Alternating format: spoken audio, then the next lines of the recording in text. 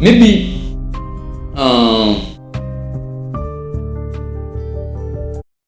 maybe you have one more example. One more example about David Bado.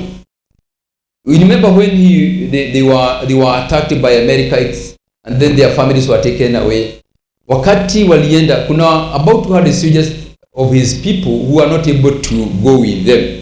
You can read that in 1 Samuel chapter 30, 23 and 24. Maybe it's good that we just go there and read briefly and we get exactly to see what happened.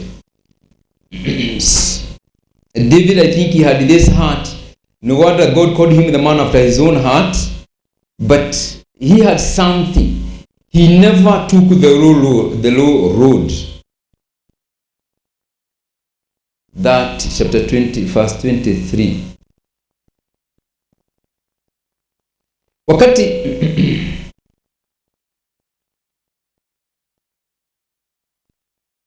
if you look at from verse 22, these people are saying, these guys, they never came for the battle.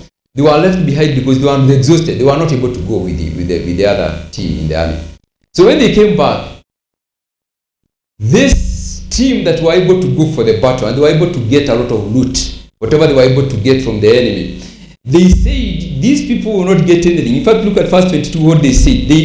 Then all the wicked and base men who went with David said, because they did not go with us, we will give them nothing of the spoil we have recovered except that every man may lead away his wife and children and depart. Look at the heart of David. In verse 23, David said, you shall not do so, my brethren. With what the Lord has given us, he has preserved us and has delivered into our hands the troop that came against us.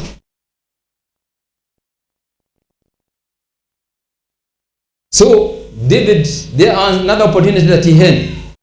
He could have said hawa tu ni goigoi, they were not able to go with kama wale askari wengine vile walikuwa wanasema that they were not supposed to share whatever it is that they were able to get from the enemy. But David said hapana, it's not so. It's not going to be like so. They will get their share, their equal share of whatever that you have got from the battle.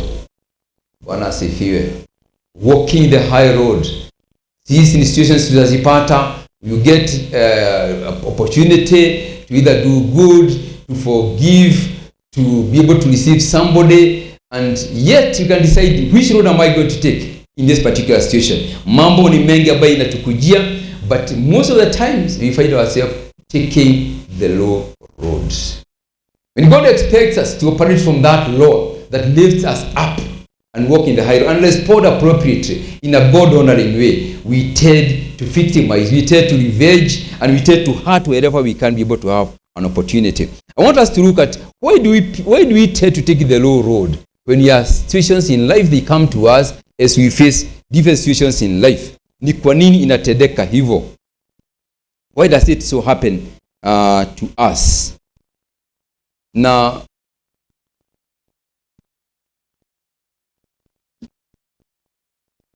one thing that happens is that we tend to be reactive to the situations that we face.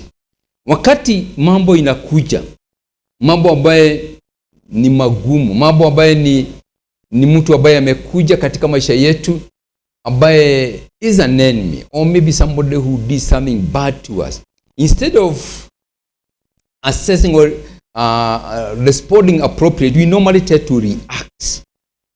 Whatever situation that we are facing, we have an emotional reaction. Wakikuwa nasemanga dagireda hiyo kirwo, you say something nasty, you say something abusive. Sometimes you don't even speak to this person. You feel something so bad in you that the way you respond out of emotions, you react negatively, that this person feels that kweli kabisa niye amefanya makosa. That's taking the low road. We tend normally to take that when we don't take time, wapendwa, to consider, to take time and think through. Consider the consequence of our action. Labda huyu mtu Mungu amemleta, that we can be able to help him. Hata kama alikukosea, we can help this person to change and to see his faults, that he can see God's forgiveness na aweza kurudi laini na ishi maisha sawa sawa. Bwana asifiwe. But when we normally react,